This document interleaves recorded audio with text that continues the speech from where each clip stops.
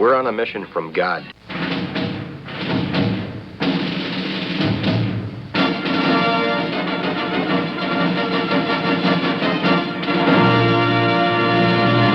And now for something completely different.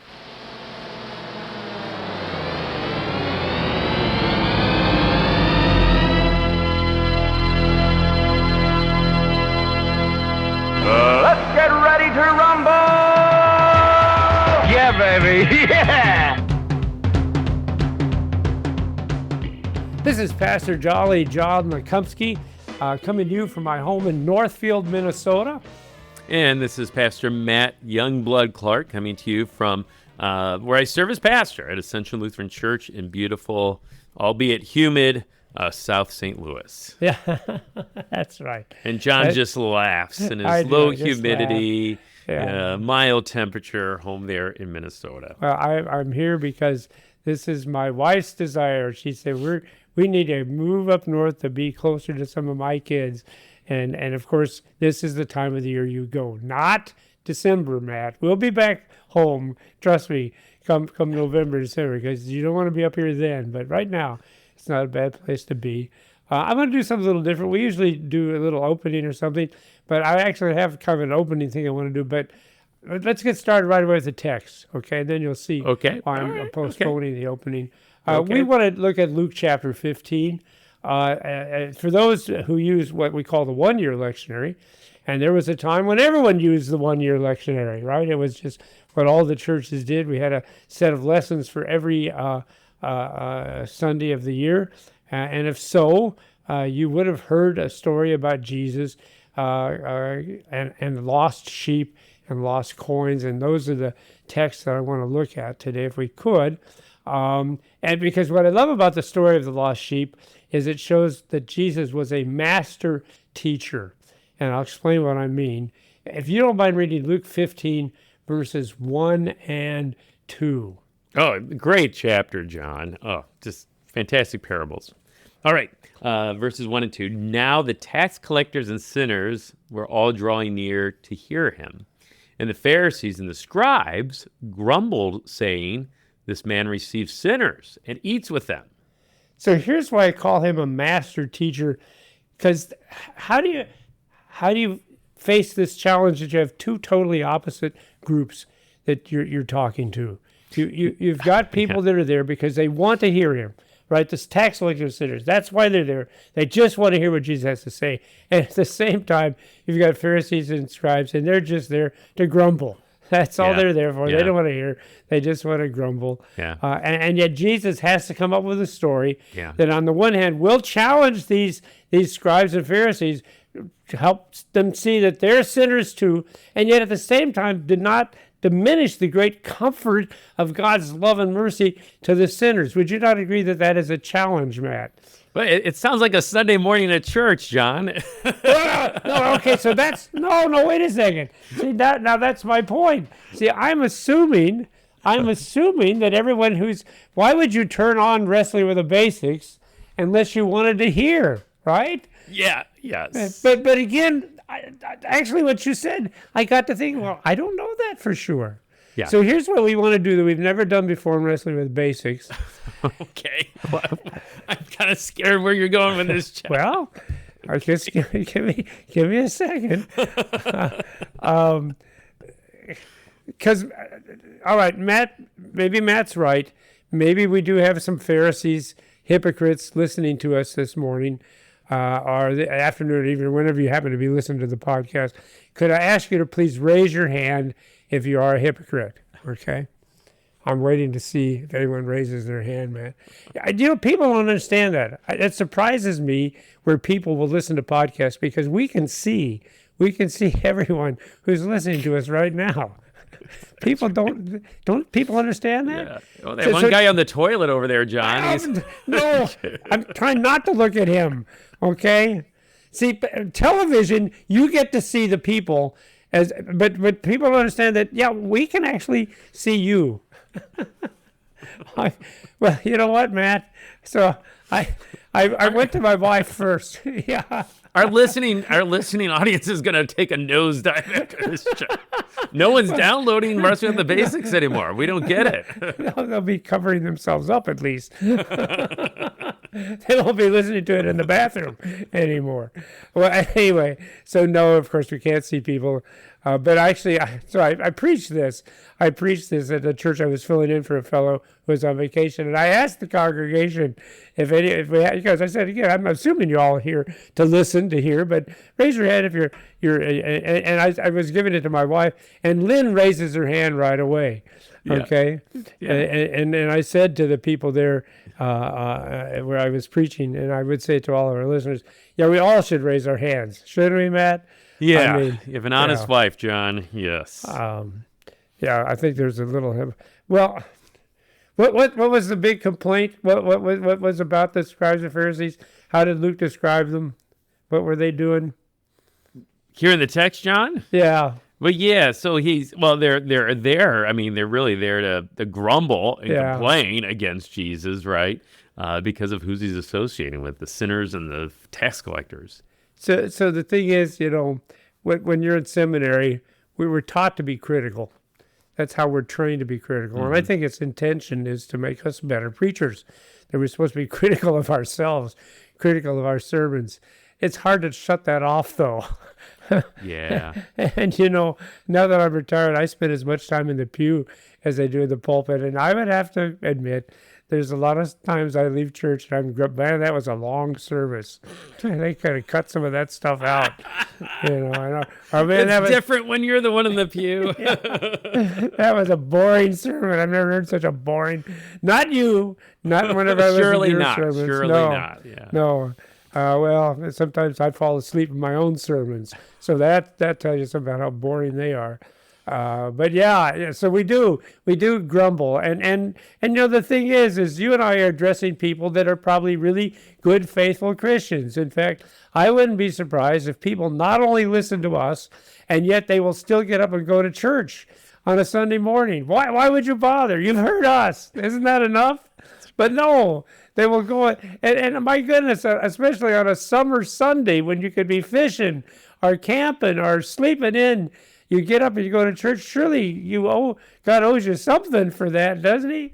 Or the thing is, I look around and I see all the corruption and evil in this world, and I'm thinking, thank God I'm not like those sinners. Mm-hmm. So yeah, I can't comment for you or anybody who's listening to us, but we can see you. So just beware of that. Hypocrisy. Go ahead. It's true, John. And we, people hopefully not coming as Pharisees describe in unbelief, and maybe some are at least searching, though. I'll say that. But I think even as Christians, the pride that we have in our hearts, we just kind of vacillate between pride and despair, John. The pride of the Pharisees or the despair of a tax collector and a sinner. That either I'm a pretty good person and, I hope God has seen me here on a Sunday morning, or, also, but then equally dangerous, the despair that, oh boy, can God even love me? Can I go to church, or is the walls going to fall in on me because I know my sin, right? So I think this is beautiful that Jesus is speaking to both groups, right? Yeah. He's speaking to the tax collectors and sinners, but he's also speaking to the scribes and Pharisees too. He's speaking to people coming out of pride, but also the people that might be coming before him because they're in despair over their sin, keenly aware of how how sinful and how much they've fallen short. And I would say this in defense of our listeners and in defense of you and me. I think we don't want to be hypocrites. I mean, that's what's different here. They don't see that they're sinners at all. Yeah. They really do think that they're good, holy people, and they cannot believe why Jesus would be wasting his time talking with people like these tax collectors. And I certainly hope and pray that you and I and all of the listeners, we're bothered by that. We see it in ourselves, but it bothers. Well, anyway, let's listen, because this is a beautiful story that does both that. It both condemns the righteousness, the self-righteousness in ourselves, and yet offers just, I don't think there's any finer comfort anywhere in the scripture, other than the passages you were sharing last week. Those were some really fine passages about God's love and grace, and probably they reflect what Jesus says here in this parable.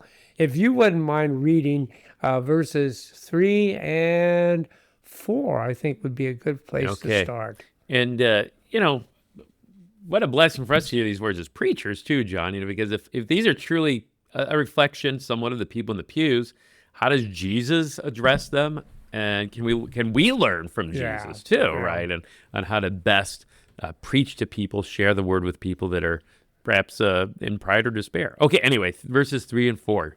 So Jesus told them this parable. What man of you having 100 sheep, if he has lost one of them, does not leave the 99 in the open country and go after the one that is lost until he finds it? Okay, so I believe this is where Jesus addresses the Pharisees and the grumbling scribes. I believe they are the 100 sheep, okay? If there's any doubt about that, at the end of the parable, he makes it pretty plain when he says there's more rejoicing in heaven over one sinner who repents than over the 99 righteous persons who need no repentance. If you know who I'm talking to out there, Jesus says. All right, so these 99 sheep that are left there, they are the Pharisees and the scribes. And here's the thing, where are they at? Matt, where does it say they're at? The open country. Yeah. What you got? You're using ESV too, I'm assuming. Yes. Okay. I wonder why. Do you have any idea why the ESV chooses the term open country there? Because the word, and the King James hits it right on the head. The word is wilderness. And I don't know why and they know it's wilderness because elsewhere. Well, I'll give you an example in just a moment. Elsewhere, they call it the desolate place, which is a good translation. Yeah.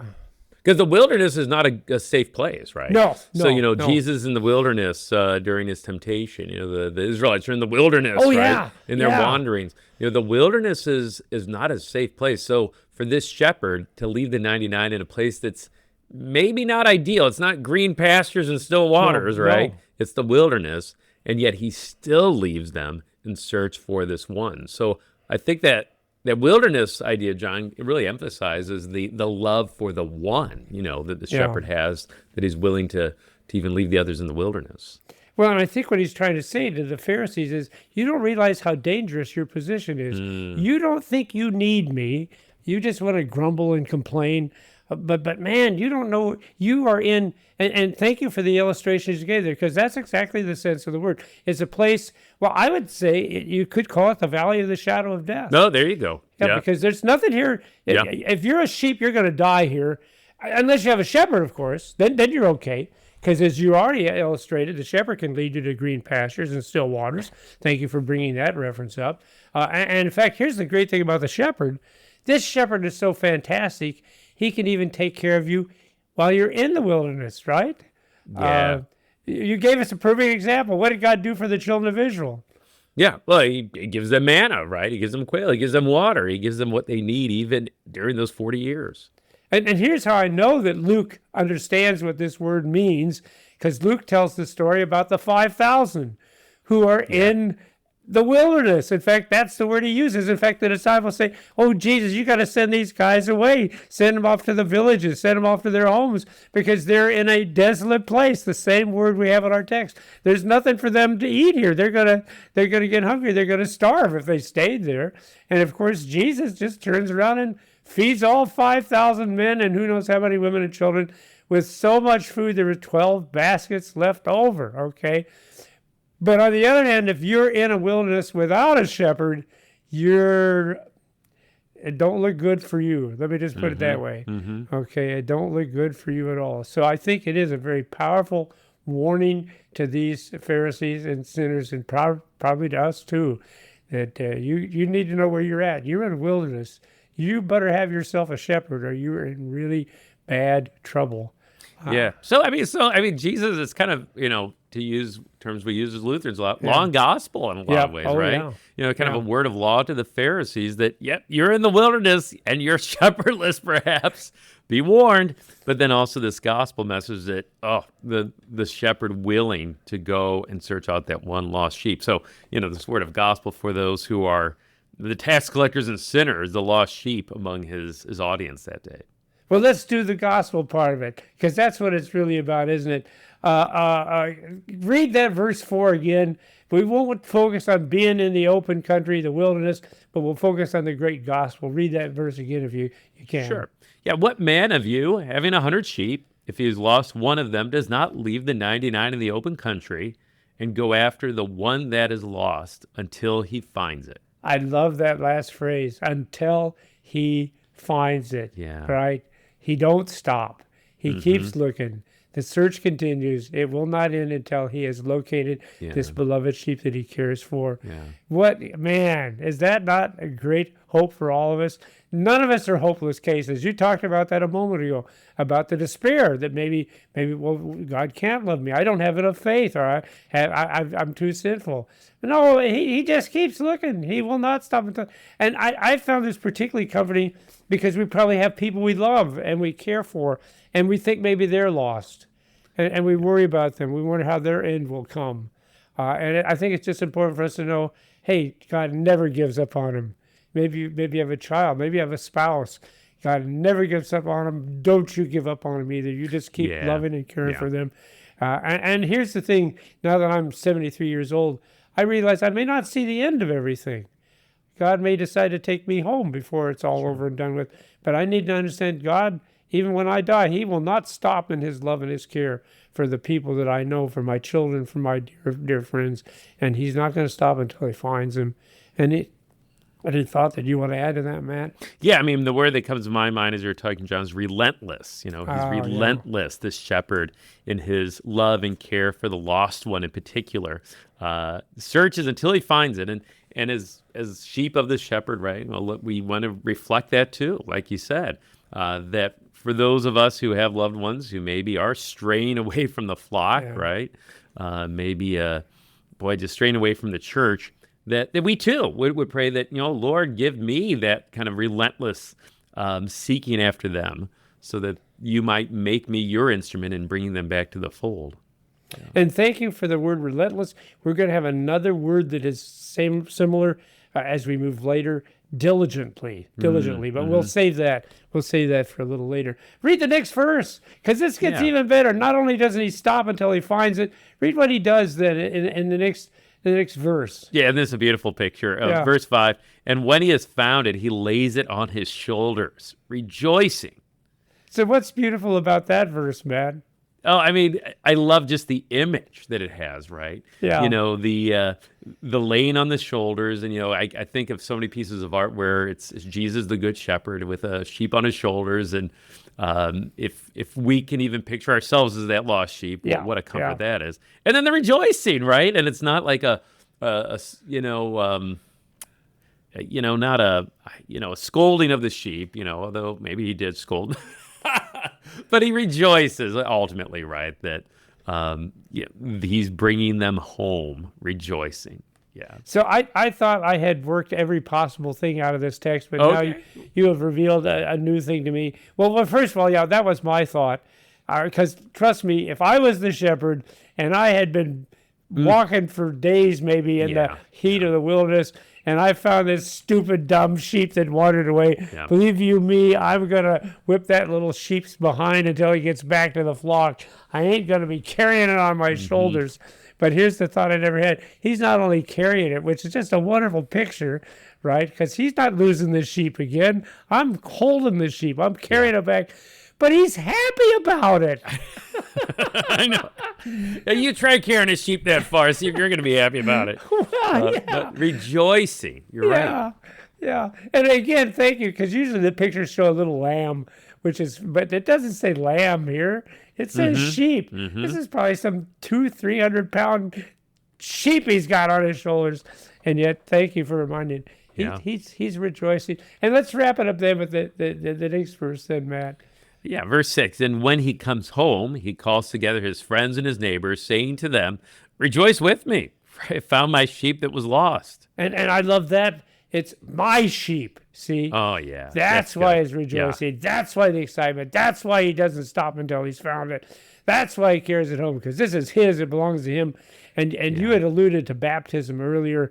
And see, that's why baptism is so important, because that's the sign that we are his sheep, right? We had the names of our mother and father, and now he puts his name on us, the name of the Father and the Son and the Holy Spirit. We belong to him, and that's the great comfort we have. He ain't giving up on us, people. Yeah. Believe you me. That's why it's so important that we baptize our infants too, so we know, these are not just our children, but they are the very sheep of Jesus Christ.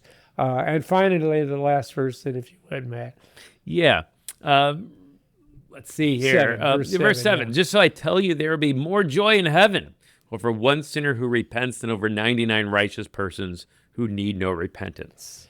So if I could, I would like to now apply this parable to you, to me, and to all of our listeners. I think we need to understand we are in the wilderness, Matt.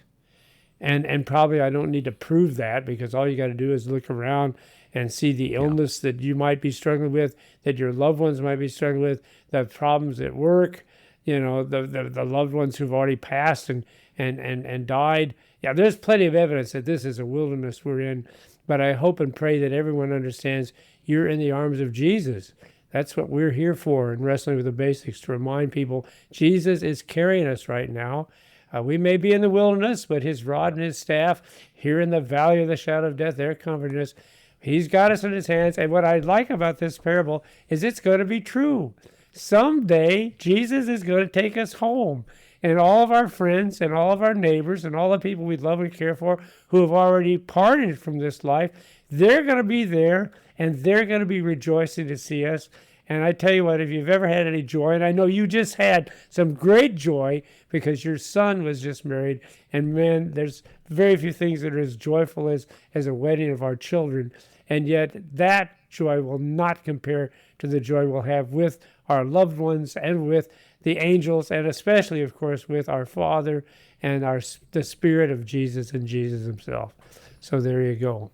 Yeah, that's beautiful, John, that this joy and rejoicing extends beyond this world, right? And that's what Jesus says. More joy in heaven over one sinner repents. So, this rejoicing that happens even now when a sinner repents, but also, like you said, that rejoicing when we're brought home to heaven, right? Because of the Good Shepherd and him alone, and the rejoicing that's going to be there in his presence forever and ever. Yeah. And it reminds me of the phrase I really love in our liturgy anyway for the Lord's Supper, with angels and archangels and all the company of heaven. And every time I take the Lord's Supper, I remember, my beloved wife Jan, my dear granny, my grandpa, all these people, my dad and mom. But now here's the other thing. That's enough, right? We could stop the show right there. Who needs more than that? And yet, for some reason, Luke says, no, I got to tell you one more parable. Matthew doesn't, by the way. Matthew thinks it's enough to know about the Good Shepherd. But Luke wants you to have one more story, so if we could read that really quick, Matt, the story of a lost coin. So verse 8 through 10 there. Okay. All right, Jesus continues. Or what woman, having 10 silver coins, if she loses one coin, does not light a lamp and sweep the house and seek diligently until she finds it? And when she has found it, she calls together her friends and neighbors, saying, rejoice with me, for I have found the coin that I had lost. Just so I tell you, there is joy before the angels of God over one sinner who repents. So why another parable? Why do we have isn't that cheap parable? That was enough. Why a parable about a lost coin? You ever thought about that, Matt? Any ideas? Well, why not, John? I think, one of the points that I've heard made before is, a sheep, at least a sheep, in that illustration, well, the sheep could maybe wander back on its own, and find its way and maybe it could be found that way. But a coin's, an inanimate object, right? Yeah. That lost coin, the only way it's going to be restored to its owner, the only way it's going to be found is if, the owner finds it, right, and seeks it out. And so to emphasize, I think just another dimension perhaps, but at the same point, is this woman seeks diligently to find this coin, this inanimate thing, and then restores it and finds it, rejoices over it. Obviously, the coin didn't do anything to be found. The woman did it all, right? Did all the seeking, all the finding. So it's kind of like what you were talking about with the call of Abraham last week. Yeah. Exactly. That there was nothing in Abraham himself, or nothing that what Abraham would do in the future that God might have seen, but it's just pure grace. It's interesting that the early church fathers, they kind of allegorized this, and so their thought was that the first parable is about what Jesus does, that Jesus seeks after lost sheep, and then the second parable is about what we should do, what the church should do, which is we should be also seeking the lost, and of course with the fact that we are the bride of Christ. That's how the church is described. Sure. Probably appropriate that we got a woman searching here for the coin. So that could be a valid point too. And in fact, you know Lenski? Did you study Lenski when you went to seminary? Yes, John. Because I know you went to that other seminary, that St. Louis seminary. But did they have Lenski at St. Louis? Don't even start, John. Okay. Yeah, so yes, the commentary, yes, New Testament commentary. Right. I've got it on my shelf behind me, I John. see that, yeah. So I hope that makes you happy. I see, but our listeners can't see that, Matt. We can see them. We can see them, but they can't see us. But I can see your library because, of course, when you're on the radio, you can see everything. Well, but Lenski, he usually doesn't allegorize. He's pretty straight to the text. But even he says he thinks that the sweeping here is the law. That's the loss. Getting those coins out from the corner. The law condemning them, showing their sinfulness. And then the light that she lights, the lamp that she lights. Well, that's the gospel. That's Jesus Christ. And of course, that's what the Bible says, right? Jesus is the light of the world. I guess he'd be the light of lost coins then as well. Personally, though, I agree with what you said. I think it's just an illustration. Again, if you are found, it is because you are found, okay? However you might get back to Jesus, get into the church, ultimately realize, oh, this is Jesus who came and got me. What I really like about this text and why I'm glad that Luke doesn't include it is, did you see the word that is described for the woman? How does she seek things there in verse 8? Oh, yeah. There's that diligently word you brought up earlier. Diligently seeks until she finds it. Yeah. And what was the word you used earlier? Do you remember? Relentless. Relentless, okay. Relentless. Which, by the way, those are synonyms. Those are synonyms. What's crazy about this diligent word, though, Matt, it's a very common Greek word. In fact, we have any number of Greek references from other Greek literature, and it does mean just what you said, relentless. It means if you are diligent, you have a focus, and everything is focused on that. Nothing deters you from that. That's what you spend your whole life trying to get that accomplished. That's the idea of being diligently here. What's strange, though, this is the only place that word is used in the New Testament. It is used one place in the Old Testament, Genesis 6:5. Okay. The Lord, yeah, we talked about this a week ago too. The Lord saw that the wickedness of man was great in the earth, and that every intention of the thoughts of his heart was only evil continually. Ooh. So there's the word diligently. Every intention continually. That's what it is to be diligent. Here it is, of course, about evil, but of course in our text, it is about God's love and forgiveness and compassion and mercy, whatever word you want to use. And I got to thinking, that's a perfect description of Jesus, isn't he? He is diligent when it comes to finding the lost. Yeah. He is totally focused. He has only one job, only one task, only one thing he's concerned about, and that is bringing God's people to a place where they might be rejoicing over them. And, of course, he'll be part of that rejoicing. Well, anyway, thank you for letting me share the parable with you, Matt, and with our listeners. This has been Wrestling with the Basics.